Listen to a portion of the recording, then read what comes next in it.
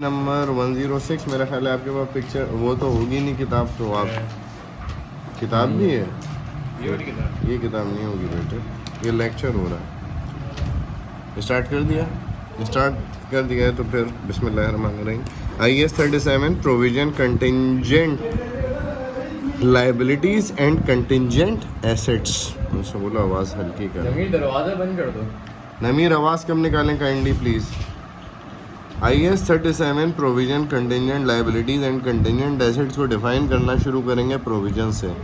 सबसे पहले अगर प्रोविजन की बात करूं तो प्रोविजन के अलावा ना कंटिंजेंट एसेट ना कंटिंजेंट लाइबिलिटी दोनों में से एक भी फाइनेंशियल स्टेटमेंट में आने की क्या ही नहीं रखता, सलाहियत ही नहीं रखता। They could be disclose in the notes to the accounts financial statement के बाद एक थोड़ी सी अंग्रेजियाँ लिखी हुई होती हैं उसमें डिस्क्लोज किया जा सकता है, लेकिन फाइनेंशियल स्टेटमेंट में आपने कभी कंटिंजेंट एसेट या कंटिंजेंट लाइबिलिटी कंटिंजेंट एसेट या कंटिंजेंट लाइबिलिटी कभी नहीं देखी होगी। बताऊंगा अभी, रुक जाओ, ठीक है। IAS 37 में आगे बढ़ता हूँ और प्रोविजन को एक्सप्लेन करता हूँ। Provision basically provision is a liability of uncertain timing and amount. Provision IAS 37 provision, ध्यान इधर ही रहे ओवेस, इज अ लाइबिलिटी। साफ साफ बोला जा रहा है ये लाइबिलिटी है, ठीक है, of uncertain timing and amount. गैर यकीनी है, अनसर्टेन का मतलब गैर यकीनी, ऑफ अनसर्टेन टाइमिंग ये तय नहीं है ये सर पे कब आएगी, ऑफ अनसर्टेन टाइमिंग और अमाउंट या एंड अमाउंट, दोनों चीज़ें भी अनसर्टेन हो सकती हैं और दोनों में से एक चीज़ भी अनसर्टेन हो सकती है।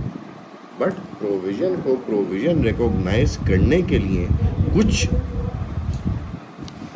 बुनियादी रिकॉग्निशन क्राइटेरिया है जो IAS 37 आपको क्या करता है, प्रोवाइड करता है कि किस वक्त प्रोविजन को प्रोविजन रिकॉग्नाइज किया जाएगा, जिनमें पहली रिक्वायरमेंट है it has to be reliably measured.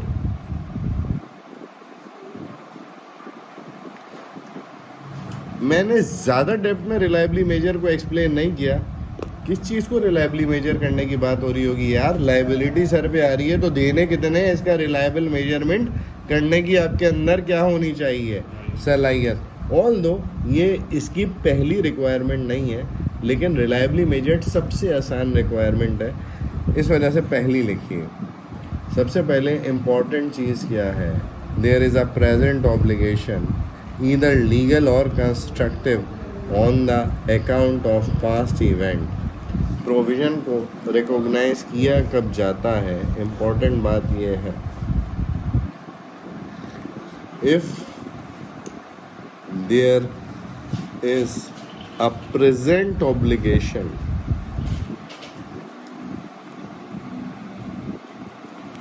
due to a past event, Allah Hafiz, due to a past event,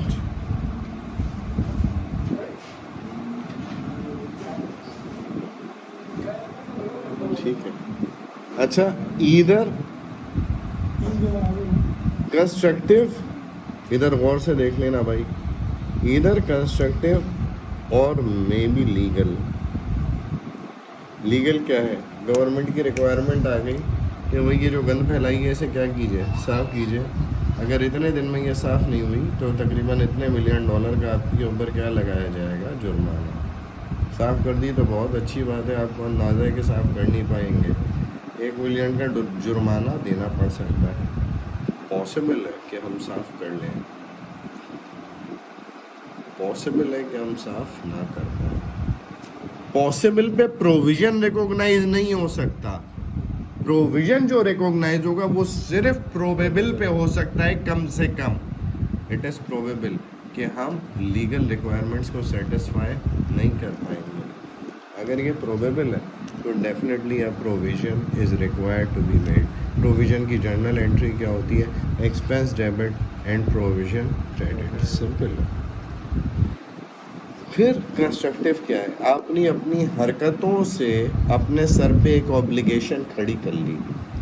ये कैसे खड़ी होती है, आप एक दुकान पे जाते हैं, बल्कि आपकी अपनी ही दुकान है, आप मुस्तकिल पिछले 3 साल से जो भी कस्टमर आता है, अगर वो कहता है यार इस शर्ट में डिफेक्ट है, वो एक हफ्ते बाद आया 10 दिन बाद शर्ट में डिफेक्ट है, या शर्ट मुझे पसंद नहीं आई, या कलर मुझे पसंद नहीं आया, या ये मुझे सूट नहीं करी, वॉट एवर, आप बोलते हैं कोई मसला नहीं है, आप कोई भी और शर्ट चूज़ कीजिए और ले जाइए।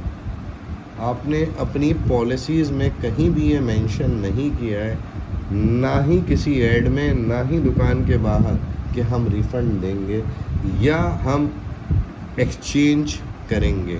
लेकिन क्योंकि पिछले 3 साल से आप एक हरकत करते चले आ रहे हैं, आपके क्लाइंट्स इस बात के क्या हो गए हैं, आदी। आपने कंस्ट्रक्टिव ऑब्लिगेशन अपने ऊपर खड़ी कर ली है, ठीक है।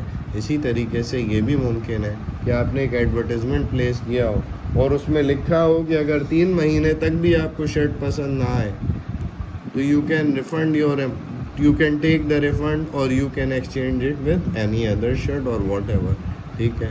ऐसी सूरत हाल में भी कंस्ट्रक्टिव ऑब्लिगेशन खड़ी हो जाती है और आपको अगली पार्टी को कॉम्पेंसेट करना पड़ेगा। This is for sure. Legal हो या कंस्ट्रक्टिव हो, दोनों ही सूरत हाल में ऑब्लिगेशन खड़ी होती है। लीगल गवर्नमेंट की तरफ से रिक्वायरमेंट है ये काम करो, आपने हिसाब किताब लगाया, आपको अंदाज़ा हुआ ये जो गंद फैलाया है इसे साफ़ कराने में तकरीबन $1 मिलियन के अखराजात आएंगे और ये प्रोबेबल है कि ये अखराजात आने हैं। Can a cost be reliably measured? Definitely around $1 million will be spent on cleaning this site, ठीक है। Reliably measured. It is probable. दूसरा, it is probable that outflow will take place. मैं सिर्फ कितना कितना सा लिख रहा हूँ, जितनी काम की बात है इतनी लंबी। Reliably measured. The amount of provision could be reliably measured. असल में मुझे ये लिखना चाहिए था, लेकिन मैंने सिर्फ कितने पे इक्तिफा किया है, The reliably measured. Definitely. इसके नीचे it is probable that a payment will be needed to settle the obligation. It is probable that outflow will take place.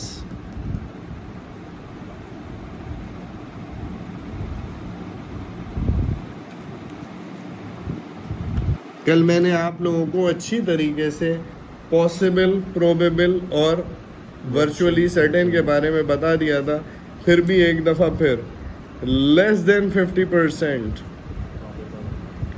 Probable more than 50%, possible ये है मोर देन 50%, और आखिरी है virtually certain, definite, around definite, around 95%, ठीक है। Virtually certain की सूरत हाल में provision नहीं बनेगा, डायरेक्ट लाइबिलिटी खड़ी होगी, liability credit, direct liability credit, expense debit. Virtually certain मतलब तो काम ही क्या हो गया है, ख़त्म। और आखिरी रिक्वायरमेंट है जो प्रोविज़न को रिकॉग्नाइज करने के लिए सेटिस्फाई की जाना ज़रूरी है, is the amount of the obligation. अच्छा, हमने पहली लिखी थी, उन्होंने आखिरी लिखी है, ठीक है। कैन बी एस्टिमेटेड रिलायबली, हमने पहली लिखी है क्योंकि सबसे आसान है। It is probable that outflow will take place whether it is constructive और लीगल।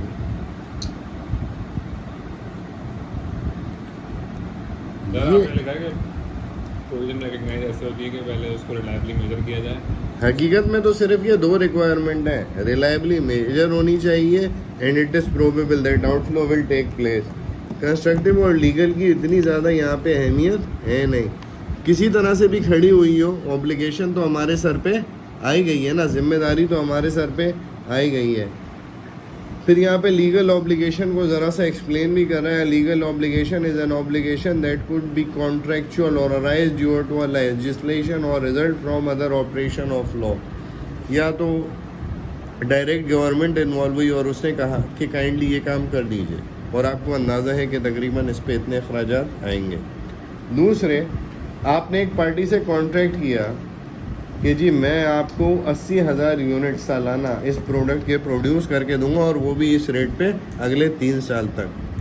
1.25 साल तक तो मामला बहुत अच्छा चला, लेकिन उसके बाद उस प्रोडक्ट के फ़र्ज़ कीजिए रेट आपको इतने ज़्यादा पड़ने लगे कि आपको वो कॉन्ट्रैक्ट फाइनेंशियली फीजेबल ही नहीं रहा, उल्टा क्या हो गया, हलक में आ गया। ठीक है, लेकिन अब आपने क्या किया भाई, कॉन्ट्रैक्ट 3 साल तक उस रेट पे आपको माल तो देना ही पड़ेगा। ठीक है, यहाँ पे लॉ का एक हवाला दूंगा, बिजनेस लॉ का एक हवाला दूंगा।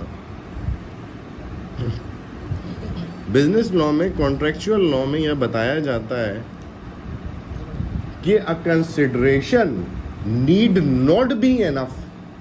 देखिए, 2 पार्टियों के दरमियान मुआहदा हुआ, आपने मुझसे कहा मैं ये कोर्स पढ़ूंगा, मैंने कहा ठीक है, बहुत अच्छी बात है। मैंने कहा मैं 9,000 रुपये पर मंथ आपसे क्या करूंगा, चार्ज करूंगा। आपने कहा ठीक, बहुत अच्छी बात है। आपने ऑफ़र करी, मैंने एक्सेप्ट कर ली, या मैंने ऑफ़र करी, आपने करी, एक्सेप्ट कर ली। ठीक है, अगर आप कहते मुझे ACC F3 पढ़ना है और मैं कहता मैं 1 रुपया चार्ज करूँगा, तब भी कोर्ट ऑफ लॉ इस कॉन्ट्रैक्ट को क्या ही तसव्वुर करता, कॉन्ट्रैक्ट ही तसव्वुर करता है। ठीक है, एडिक्वेसी नहीं देखता लॉ, वो कहता है कि आया कंसिडरेशन दोनों पार्टियों ने पे करी है या नहीं। अगर एक पार्टी ने 1 रुपया भी पे नहीं किया है, कॉन्ट्रैक्ट नहीं हो सकता। लेकिन अगर एक पार्टी कीमत अदा कर रही है तो इससे फ़र्क नहीं पड़ता कि आपको माल 8,000 में बन के आ रहा है या 15,000 में। जब वादा किया था, मुआहिदा किया था, तो अब उसे माल देना पड़ेगा, नहीं तो क्या भरना पड़ेगा बताओ, हर जाना, विच इज़ कॉल्ड कॉम्पेंसेशन। ठीक है, अक्सर व बेशतर लिमिटिंग फैक्टर के सवालों में आपको देखने को मिलता है, आपने शायद ये बात नोट की हो कि ये वाली प्रोडक्ट इतने 1000 यूनिट बनाना क्या है, लाजमी है। This is because of the contract law. ठीक है, अच्छा, फिर constructive obligation stems from the entities action. ये जड़ पकड़ता है या ये तना मजबूत होता है एंटिटी की अपनी हरकतों से। टू इंड्यूस अदर्स, लोगों को उकसाया, that the entity will accept certain responsibilities, के फर्म ये responsibilities क्या करती है, accept करती है। जैसे एक्सचेंज वगैरह बताया आपने, वही responsibilities accept करती है, and create a valid expectation that it will settle those responsibilities। अगले के दिमाग में एक वैलिड एक्सपेक्टेशन खड़ी कर दी कि हम ये जिम्मेदारी क्या करेंगे, पूरी करेंगे। ऑल्दो ये कहीं रिटन फॉर्म में आपने लिखा तक नहीं है, लेकिन अपने पिछले कई साल की हरकतों से आप ये बात अगले के दिमाग में बिठा चुके हैं कि जब भी मैं इस दुकान पे माल लेके पहुंचूंगा। अब आप 4 दफ़ा वापस कर चुके हैं, 5वीं दफ़ा पहुंचो, उसने बोला मामू क्या हो गया, चलो आगे पीछे हो, यहाँ पे ऐसा कुछ नहीं होता। आप डायरेक्ट कोर्ट पहुँचो और बोला कि मेरे साथ 4 दफ़ा ये हुआ था और 5वीं दफ़ा ये है। कोर्ट उन्हें बुलाएगा और बोलेगा हाँ मियाँ, जल्दी से पब्लिक को क्या करो, कंपेंसेशन खुश करो। ठीक है बेटे, इस दुनिया में सब अली बाग से नहीं आए हैं। ठीक है, और बरतानिया में ये प्रूफ करना ज़्यादा मुश्किल नहीं होगा। जब एक पार्टी कोर्ट ऑफ लॉ पहुंचेगी ना, तो उसकी सपोर्ट में कई एक पहुंच जाएंगी कि भाई ये काम ये बात लोग करते हैं, हमारी तरह नहीं है। समझ लो तुम यूके में ही हो। पहुंचेंगे नहीं, वापस कराने नहीं पहुंचते तुम। अच्छा, यहाँ पे मेजरमेंट ऑफ प्रोविजन कह रहे हैं कि प्रोविजन को मेजर कैसे किया जाएगा। द सम बेटे महिलापन बाद में। मेजरमेंट ऑफ अ प्रोविजन, शुक्र करो नाम लेके नहीं बोला।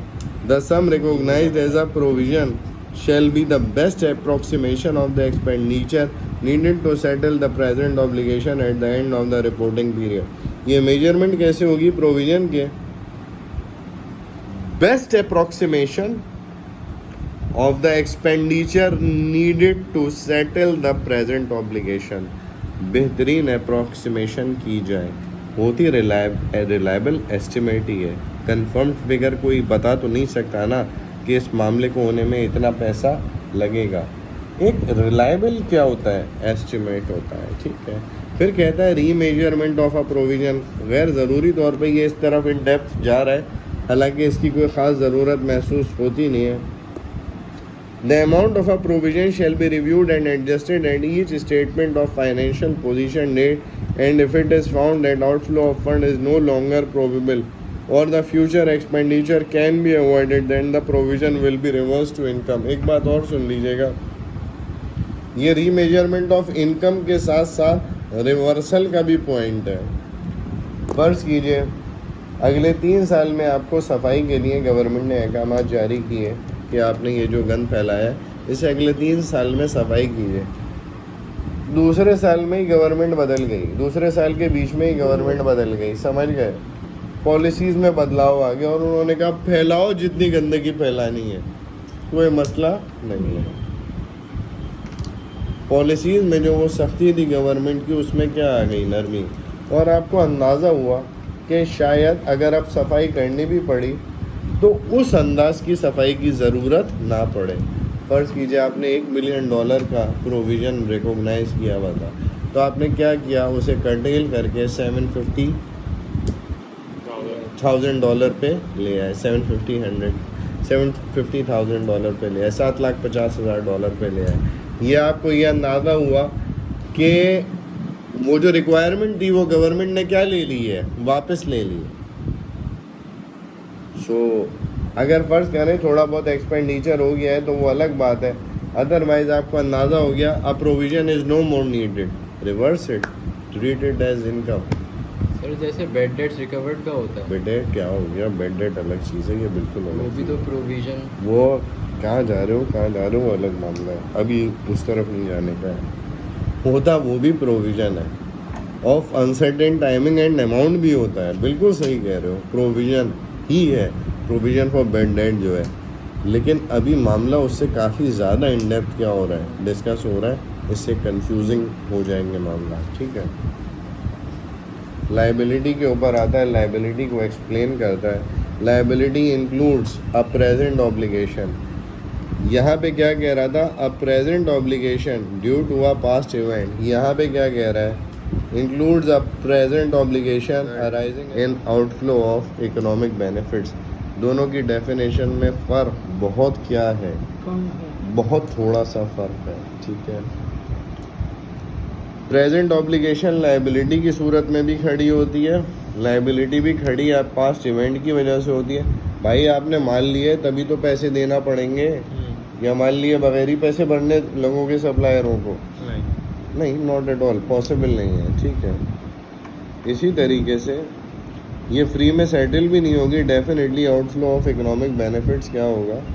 डील करना पड़ेगा। फिर कहता है कंटिजेंट लाइबिलिटी। सवाल ये पैदा होता है कि कंटिजेंट है क्या बेसिकली? हकीकत में देखा जाए तो कंटिजेंट क्या चीज़ है? तवक्को पे मबनी। कंटिजेंट के रियलिटी में कोई मतलब है तो नहीं, तवक्को है कि शायद ये लाइबिलिटी खड़ी हो जाए। कंटिजेंट एसेट, तवक्को है कि शायद ये एसेट खड़ा हो जाए। कंटिजेंट एसेट को तो कहीं डील ही नहीं किया जाता अमूमन। कंटिजेंट लायबिलिटी भी फाइनेंशियल स्टेटमेंट में नज़र आने की सलाहियत नहीं रखती। कंटिजेंट का एग्जैक्ट उर्दू में मतलब निकालो, गूगल पे सर्च करके बताओ कि कंटिजेंट का मतलब क्या? सब्जेक्ट टू चांस, मुतवक्के है। इससे अच्छा उर्दू में क्या मतलब बताया जा सकता है? सब्जेक्ट टू चांस, चांस है, ये भी पॉसिबल ही हो गया। ये पॉसिबल हो गया। अगर प्रोबेबल हो गया तो कंटिजेंट क्या रहेगा? फिर तो क्या बन जाएगा? प्रोविजन बन जाएगा, बैलेंस शीट में डाल सकते, प्रोविजन बन जाएगा ना। जानी जैसे ही पॉसिबल से प्रोबेबल होगा, जब तक पॉसिबल है जब तक कंटिजेंट है, जैसे ही प्रोबेबल हुआ वैसे ही प्रोविजन बन जाएगा। जैसे ही वर्चुअली सर्टेन हुआ प्रोविजन भी नहीं रहेगा, क्या बन जाएगी? लाइबिलिटी बन जाएगी, ठीक है। बहुत अच्छा सवाल था आपका। तो कंटिजेंट का मतलब आपके अब समझ में आ गया? जी सर। कंटिजेंट का मतलब मुतवक्के liability is a possible obligation, less than 50% chance है कि हमारे सर पे कोई बल्ली आए। यार प्रूडेंस कहता है कि recognise the loss as soon as it is foreseen. Less than 50% chance है कि शायद कोई लॉस हो जाए, तो फोरसी नजर आना कैसे शुरू हो गया मुझे बताओ। प्रूडेंस कॉन्सेप्ट की रिक्वायरमेंट ही क्या नहीं हो पा रही है, सेटिस्फाई नहीं हो पा रही है। As soon as it is foreseen, जब वो नजर आना शुरू हो। अरे भाई नजर तो जब आना शुरू होगा 50% से ज्यादा होगा जब कुछ कम से कम मोर देन 50% तो चांस है कि हमें नुकसान हो सकता है। अगर 50% तक का चांस भी नहीं है, लेस देन 50% चांस है, तो we are still in the safe situation. समझ गए? अच्छा, इसमें एक चीज फिर आती है रिमोट। रिमोट का मतलब दूर है। फर्ज करें कंटिजेंट लायबिलिटी एग्जिस्ट करती है, तो आईएएस कौन सा आईएएस है ये 36 आईएएस 37 कहता है कि कंटिजेंट लायबिलिटी को नोट्स टू द अकाउंट में डिस्क्लोज कर दिया जाए। लेकिन even a disclosure is not required if the contingent liability will get settled after 2 years or maybe after 3 years. It is remote. Notes में नहीं डाल। नोट्स में भी डालने की ज़रूरत नहीं है। अगर साल भर में कोई चांस है कि भाई कोई कंटिजेंट लायबिलिटी खड़ी हो सकती है, you better get out mister. ठीक है, अगर ये चांस है कि रिमोट है तो फिर तो आपको डिस्क्लोजर की भी कोई ज़रूरत नहीं है। फिर यहाँ पे क्या फरमाता है, a possible obligation arising from the past event and will be confirmed on the occurrence or non occurrence of one or more uncertain and uncontrollable future event. इस थ्योरी की अहमियत है, इस थ्योरी की अहमियत है। ऑल्दो कंटिजेंट एसेट और contingent liability की कोई ख़ास अहमियत नहीं है, लेकिन इस थ्योरी की अहमियत है, क्योंकि अगर वो आपसे कंटिजेंट लायबिलिटी की एक्सप्लेनेशन मांग लेता है तो फिर ये दोनों पॉइंट इंपॉर्टेंट हो जाते हैं। Arising from the past event, ये तो तय है, इसमें तो कोई दो राय नहीं है, चाहे लायबिलिटी हो, चाहे प्रोविजन हो, चाहे कंटिजेंट लायबिलिटी हो। अराइज हमेशा पास्ट इवेंट की वजह से ही होंगे, दिस इज फॉर श्योर।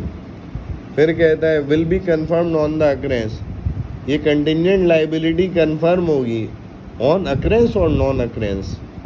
अगर एक काम हो गया तो यस हो जाएगी, अगर एक काम नहीं हुआ तो क्या हो जाएगी, नो हो जाएगी। ये मामला अनसर्टेन है, गैर यकीनी है और साथ हो गया तो फिर प्रोविजन राइट वो करेंगे स्टडी। अगर हो गया तो भी कंटिजेंट लायबिलिटी कहीं रिकॉग्नाइज नहीं हो सकती, प्रोविजन ही रिकॉग्नाइज होगा।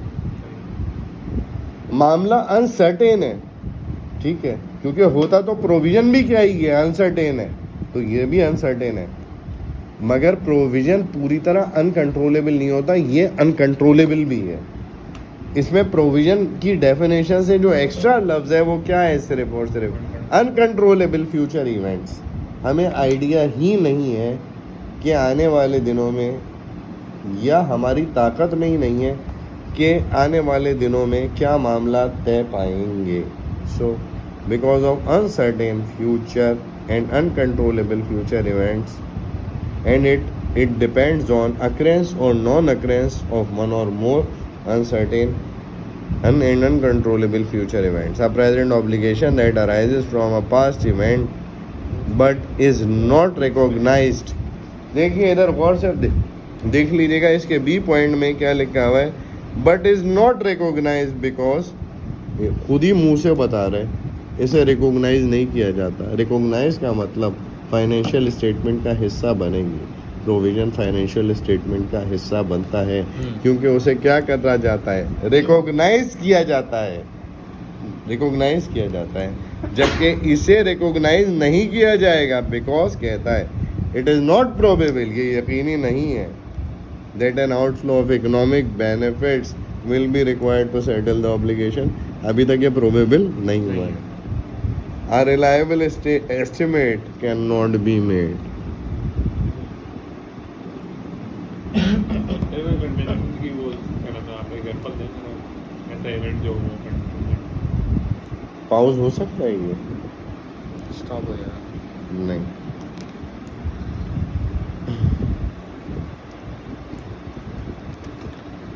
IAS 37 requires that contingent liability should not be recognized but disclosed. Disclosure will be required in notes to the accounts. Notes to the account. Financial statement में IAS BS वगैरह जब ख़त्म हो जाते हैं तो एंड में डिस्क्लोजर सेक्शन चल रहा होता है, अंग्रेजी में चीज़ें लिखी होती हैं, हमने ये पॉलिसीज़ फॉलो की, तो एक डिस्क्लोजर में उसे क्या कर दिया जाता है, दिखा दिया जाता है। हाँ, कंटिजेंट लायबिलिटी IAS को अपडेट करने की सलाहियत नहीं रखती, ठीक है। फिर कहता है however the disclosure will not be needed is remote. Already आपको बता चुका हूँ कि even disclosure is not required अगर मामला क्या है, it will take a little time, और 1-2 साल का अरसा अभी क्या है दरकार है। कंटिजेंट लायबिलिटी की मेरे हिसाब में इतनी अहमियत नहीं है, या कंटिजेंट एसेट की कोई इतनी अहमियत नहीं है कि जिसके लिए कोई मुझे एग्जाम्पल देने की ज़रूरत महसूस हो। अगर ड्यूरिंग द पास्ट पेपर्स मुझे कहीं पे लगा कि मुझे एग्जाम्पल देने की ज़रूरत है, उसी वक्त एग्जाम्पल दे दूँगा, ठीक है। इनकी तुम्हें बता तो दिया, इनके कोई रिकॉग्निशन ही नहीं है, सिर्फ इनकी एक्सप्लेनेशन मांगने के लिए 2 लाइनें चाहिए। वर्किंग प्रोबेबल है नहीं, रिलायबली एस्टिमेट की नहीं जा सकती, रिकॉग्निशन का सवाल नहीं है, डिस्क्लोजर अगर पॉसिबल है और रिमोट है तो डिस्क्लोजर भी नहीं है। पूरी कंटिजेंट लायबिलिटी यहीं पे क्या हो गई, खत्म हो गई। IAS मान सकता है, BS मान सकता है, आ ही नहीं सकता, ना कंटिजेंट एसेट आ सकता है। अच्छा, कंटिजेंट एसेट के हालात इससे भी ज्यादा क्या है, नाजुक। इसके कंटिजेंट एसेट के, अ contingent asset is a possible event. Possible event कहते ही उन्होंने ये तो बता दिया कि इसके साथ होना हुआ ना कुछ नहीं है। कंटिजेंट होता है, कंटिजेंट एसेट की सूरत हाल में डिस्क्लोजर भी नहीं दिया जाता, ऐसे ही काट दो। कुछ करते ही नहीं है, ठीक मतलब है। वो सोच शायद एक मशीन खरीद लूँ फ्यूचर में। बेटे कंटिजेंट एसेट है, कहीं से कोई माल आएगा या कोई कमाई होगी, तुम किस तरह की फ्यूचर में मशीनें खरीदने की बात कर रहे हो। भी तो यही हो गया ना। A contingent asset is a possible asset arising from past event। हमने कुछ पीछे ऐसा किया था जिसकी वजह से तवक्को है कि ये एसेट क्या हो जाएगा, खड़ा हो जाएगा। Will be confirmed on the occurrence, ये डेफिनेशन पिछली और ये बिल्कुल सेम है। Depend on the occurrence or non occurrence of one or more uncertain and uncontrollable future events, बिल्कुल वही डेफिनेशन है, लेकिन जो ट्रीटमेंट है वो थोड़ा सा वेरी है। Contingent liability, a contingent asset is not recognised, साफ साफ कहा जा रहा है a contingent asset can not be recognised unless the realisation of the income from such an asset is virtually certain. कह रहे कि अनलेस कि ये कंटिजेंट एसेट वर्चुअली सर्टेन ना हो जाए। जैसे ही वर्चुअली सर्टेन होगा वैसे ही कंटिजेंट का रहेगा, वैसे ही तो एसेट बन जाएगा। बात समझ में आ गई। कंटिजेंट एसेट की कोई हकीकत है ही नहीं। जैसे ही 95% यकीन हो गया कि पैसे आएंगे तो कैसे बन गया, तो एसेट ही बन गया ना यार। अच्छा, फर्ज करो वर्चुअली सर्टेन की सूरत हाल में एग्जाम्पल दे देता हूँ। कोर्ट ने फैसला सुना दिया कि ये पार्टी केस जीत गई है और ये पार्टी केस हार गई है, लेकिन जो एग्जैक्ट अमाउंट ऑफ कॉम्पेंसेशन है वो कोर्ट ने अभी तक ऐलान नहीं है। आप रिलायबली एस्टिमेट कर सकते हैं कि यार कोर्ट तकरीबन इतना इतना हर्जाना क्या करवाएगी, दिलवाएगी, ठीक है। तो वर्चुअली सर्टेन इसे कहते हैं कि बस हाथ ही नहीं आया है, बाकी सब क्या हो गया है, ओके हो गया है, तो फिर एसेट बन जाता है, फिर वो कंटिजेंट एसेट नहीं रहता, ठीक है। तो a contingent asset can not be recognised at all, this is for sure. In that case the related asset is not a contingent asset and will be recognised. अच्छा, पहले कह रहे हैं बिकेम वर्चुअली सर्टेन, फिर खुद ही कह रहा है is not a contingent asset and will be recognised. Recognised कब करेंगे, जब क्या बन चुका होगा, अबे एसेट बन चुका होगा वर्चुअली सर्टेन होने के बाद, ठीक है। फिर बी में कह रहा है कंटिजेंट एसेट्स आर डिस्क्लोज, अगर ये प्रोबेबल हो जाएगा तो क्या किया जाएगा, डिस्क्लोज किया जाएगा। पॉसिबल पे डिस्क्लोज किया जाता है कंटिंजेंट लायबिलिटी को, और प्रोबेबल पे डिस्क्लोज किया जाता है किसे, कंटिंजेंट एसेट को। When an inflow is considered probable, अगर प्रोबेबल हो गया तो इसे क्या कर लिया जाएगा, डिस्क्लोज कर दिया जाएगा, disclose in the notes to the account. Recognition criteria ये कंटिंजेंट एसेट कभी मीट कर नहीं सकता, ठीक है। The requirement relating to contingent asset and contingent liabilities are summed up as follows. इन्होंने उसे सम अप भी कर दिया है, और यहाँ पे इसकी एक पिक्चर बना, page number 167, Mohammad Noman Malik P3, ठीक है, किट है नोमान मलिक की, ठीक है। क्वेश्चन नंबर 17 में पहली एडजस्टमेंट पे मैंने नज़र मारी। Julia is the auditor of G limited during the course of, Julia is the auditor of G limited. मैं एडजस्टमेंट देख रहा हूँ बेटे। Julia is the auditor of Z Limited. During the course of conducting her audit, she was provided with the following information. Julia को ये सारी information दी गई। On 31 December 2016 ji limited इसी कंपनी का नाम है जिसके ऊपर से फाइनेंशियल स्टेटमेंट तैयार हुए आ रहे हैं। ऑन 31 दिसंबर 2016, सबसे पहले एक काम करते हैं, ईयर एंड जो है सवाल का वो 31 दिसंबर 2016 ही आ रहा है, ठीक है। Julia is the auditor of Z Limited. During the course of conducting her audit, she was provided with the following information. On 31 December 2016, Z Limited has been sued for an amount of 29,000. किसी ने claim मारा है $29,000 का, ठीक है। मतलब court में जाके केस किया है कि Z Limited मुझे $29,000 क्या करे, अदा करे। Legal advice indicated that Z Limited has a 90% chance of losing the case. Definite नहीं, it is probable. 20% चांस है। मैंने तो 95 को वर्चुअली सर्टेन लिखा था, 90 को तो नहीं लिखा था, ठीक है। ये वर्चुअली सर्टेन होगा तो प्रोविजन है। मैं इसे वर्चुअली सर्टेन नहीं एज्यूम कर रहा, मैं इसे क्या एज्यूम कर रहा हूँ, प्रोबेबल, ठीक है। और प्रोबेबल एज्यूम करते हुए प्रोविजन जनरल एंट्री जो मैं इसको के लिए बना रहा हूँ वो ये है, प्रोविजन फॉर लीगल क्लेम। मुझे ये तो पता नहीं है क्लेम किस चीज़ का है, तो मैंने सिर्फ लीगल क्लेम लिख दिया। प्रोविजन क्रेडिट मार दिया $29,000 से, और तवक्को करी कि ये $29,000 ही रिलायबल एस्टिमेट भी है। और एक्सपेंस, लीगल एक्सपेंस या लीगल चार्जेस के नाम से मैंने इसे रिकॉर्ड कर दिया IAS में एक्सपेंस के तौर पे। अच्छा, मज़े की बात है, अगर IAS बन चुका हुआ तो लीगल चार्जेस डेबिट नहीं होगा, ऐसी सूरत हाल में RE डेबिट होगा, रिटेन अर्निंग डेबिट की जाएगी। और मुझे ख़तरा ये है कि शायद IAS बन चुका है, तो ऐसी सूरत हाल में फिर सिर्फ रिटेन अर्निंग को डेबिट किया जाएगा।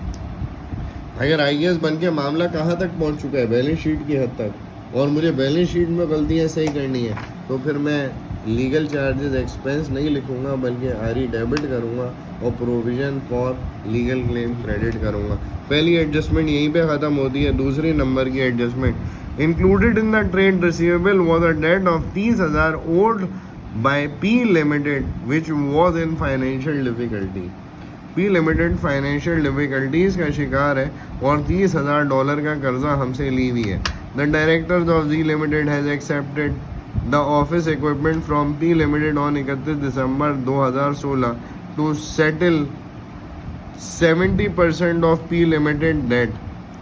P लिमिटेड ने अपना 70% कर्जा ऑफिस इक्विपमेंट दे के अदा कर दिया। They were of the opinion that the recovery of the remaining debt was highly improbable. जब नहीं मिलता, वैसे तो प्रोबेबल होता तो चांस होता कि मिल जाएगा, इम्प्रोबेबल नहीं मिलेगा। क्या करना है, प्रोविजन ही खड़ा करना पड़ेगा, इम्प्रोबेबल तो है नहीं, इम्पॉसिबल है ना, इम्प्रॉबेबल है ना। रिकवरी की अमाउंट हाईली इम्प्रोबेबल है तो मतलब नुकसान होने वाला है ना। एक्सपेंस तो रिकॉग्नाइज करना ही पड़ेगा। प्रोविजन तो नहीं बना, बैड डेट एक्सपेंस तो रिकॉग्नाइज करना ही पड़ेगा या नहीं करना पड़ेगा? क्योंकि रिकवरी के चांसेस हाईली इम्प्रोबेबल हैं, 50% से भी कम है।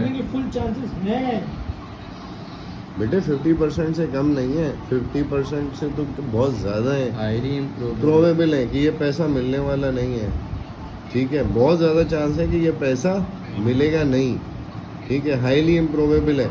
एक्सपेंस तो रिकॉग्नाइज करना ही पड़ेगा। सबसे पहले 30% 30,000 का मल्टीप्लाई बाय 30% निकाल दो, कितना बन रहा है? 9,000 रुपये का एक्सपेंस तो रिकॉग्नाइज होगा ही। अब दूसरी तरफ प्रोविजन रिकॉग्नाइज करूं या कि डायरेक्ट रिसीवेबल उड़ा दूं, सवाल ये पैदा होता है। जवाब ये चाहिए मुझे, क्योंकि प्रोबेबल की सूरत हाल में तो बेसिकली प्रोविजन खड़ा होता है। अच्छा, प्रोविजन भी ऐसे होते हैं जो 100% का प्रोविजन भी बनता है। कोई इतनी बड़ी बात नहीं है कि आप प्रोविजन बना नहीं सकते, 100% का प्रोविजन भी बना सकते हैं। मतलब एक पार्टी से हमें चांस ही नहीं है कि मिलेगा, लेकिन फिर भी हमने बैड डेट एक्सपेंस और रिसीवेबल वाली एंट्री नहीं, इरिकवरेबल डेट वाली एंट्री पास नहीं करी, बल्कि बैड डेट एक्सपेंस डेबिट किया और प्रोविजन उसका जितना भी डेट था उस सबको किस में डाल दिया? प्रोविजन में। तो सर प्रोविजन ही बना। तो फिर प्रोविजन बनाना ये कहते हैं मुनासिब लगता है, प्रोविजन खड़ा कर देंगे, provision for bad debt by 9,000। दोनों ही सूरत हाल में एक्सपेंस तो रिकॉग्नाइज होगा या आरई को रिटेन अर्निंग्स को क्या मानना पड़ेगा? डेबिट मानना पड़ेगा। तीसरी सूरत हाल पे आए, a piece of machinery had been purchased on 1 January 2016 for 50,000। हमारा ईयर एंड क्या है? सवाल में एक दफ़ा ईयर एंड और देख लेते हैं। दिसंबर 2016। एक पीस ऑफ मशीनरी ख़रीदा गया है, सॉरी 1 जनवरी 2016 को 50,000 का। The machinery had been depreciated at an annual rate of 20% using SLN। ठीक है, एट 31 दिसंबर 2016। सबसे पहले NBV एट 31 दिसंबर 2016 देखना पसंद करूंगा मैं कि आखिर इस मशीनरी की NBV आ कितनी रही है। ठीक है, 50,000 माइनस, लेकिन ये इसमें रेट क्या था? 20%। 50,000 मल्टीप्लाई बाय 80%, बता दो बेटा कितना आ रहा है? 40,000 आ रहा है।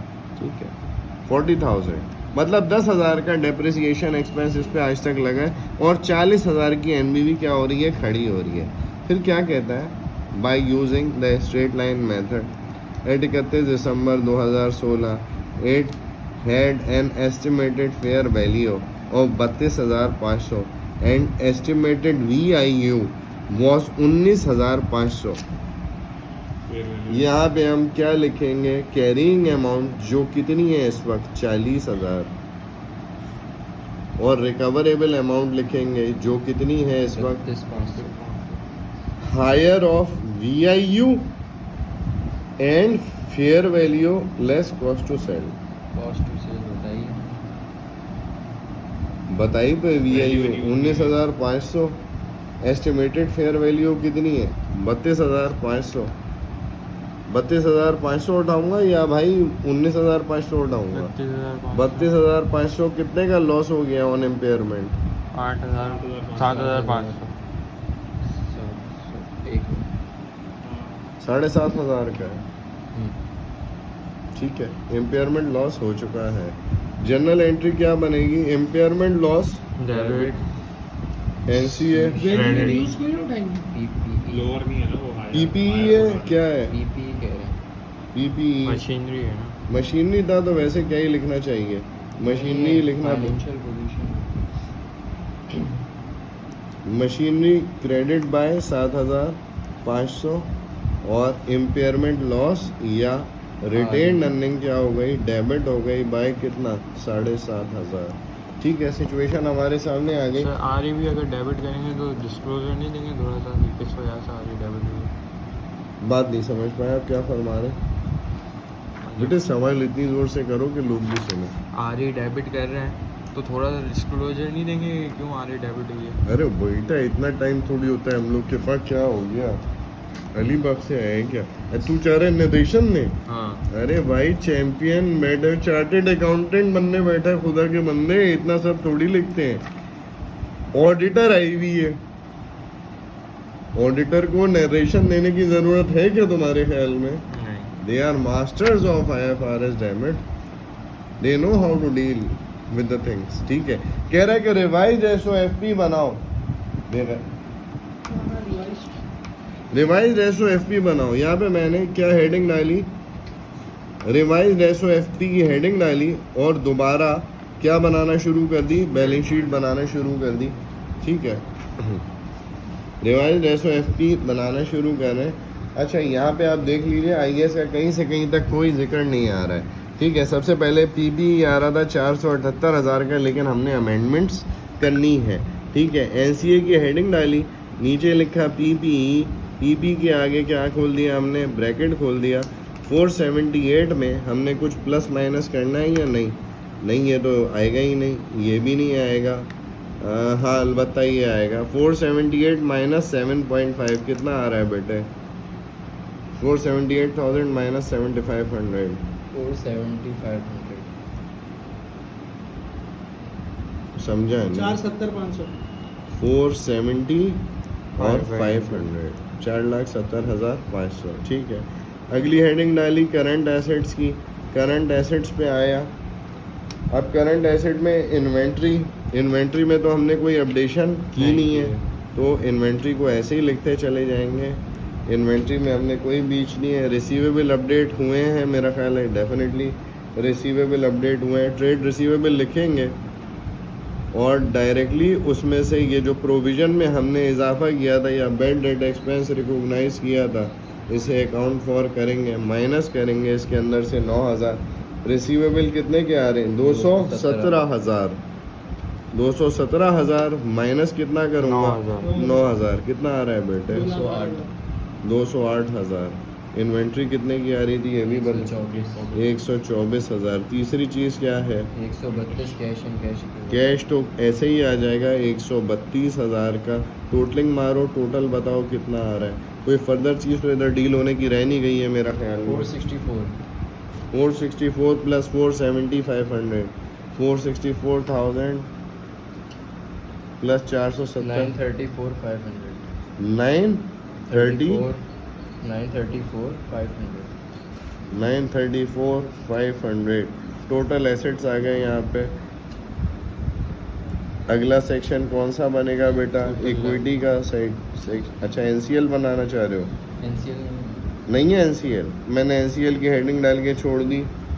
अगर NCL आ रहा है तो उठा लो, मेरा नहीं ख्याल है कोई NCL है।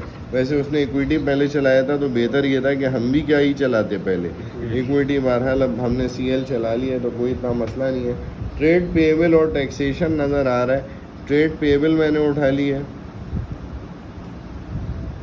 और टैक्सेशन उठा लिया, जो भी पेएबल ही है, क्योंकि जब लायबिलिटी में नज़र आ रहा है तो डेफिनेटली क्या ही होगा, पेएबल ही होगा। कितने कितने की फिगर्स हैं? 188 और 53, दोनों का टोटल कितना बन रहा है? 241। क्या कोई हमने लायबिलिटी में इजाफा किया है? Provision for legal claim, definitely it has to be dealt here. अब मुझे ये तो बताया नहीं गया है कि ये प्रोविजन सेटल कब होगा, मगर मुझे बातों से ऐसा लग रहा है कि ये विद इन अ ईयर ही क्या होने वाला है, settle 90% chance of losing the case. अगर ये 1 साल से ज़्यादा में सेटल होना है तो फिर ये NCL है। अगर ये 1 साल से क्या होना है, कम में होना है, तो ये करंट लायबिलिटी है। अब यहाँ पे हम अपनी एजम्पशन दिखा देते हैं, we assume that the case will settle within an year. ठीक है, और हमने इसे CL में क्या कर लिया, डील कर लिया। प्रोविज़न फॉर लीगल क्लेम कितने का है? Provision for legal claim 29,000। सवाल कैसा है आज वाला? कल के मुकाबले अच्छे नहीं है लग रहे हैं, आज सवाल है, कल तक लग ही नहीं रहा था। 188 प्लस 53 प्लस 29 कितना बना? 270,000। अच्छा, 270,000 के बाद डायरेक्टली हम इक्विटी के सेक्शन पे चले गए।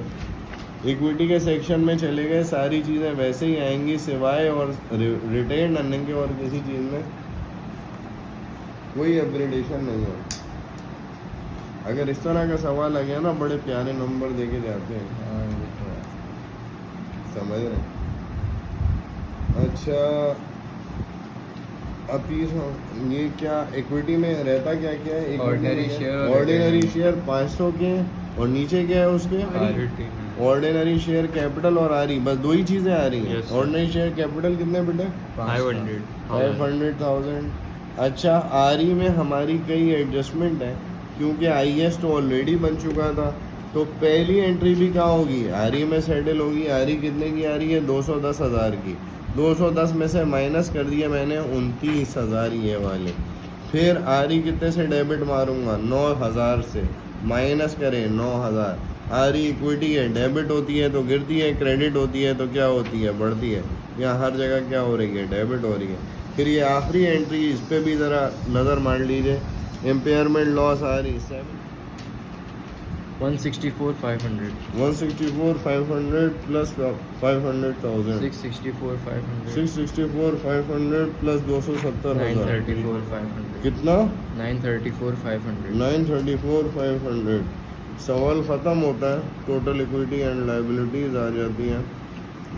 मैं चेक कीजिए कि हमारा जवाब और इसके जवाब में कोई कोई फर्क नहीं। नहीं है, कोई फ़र्क।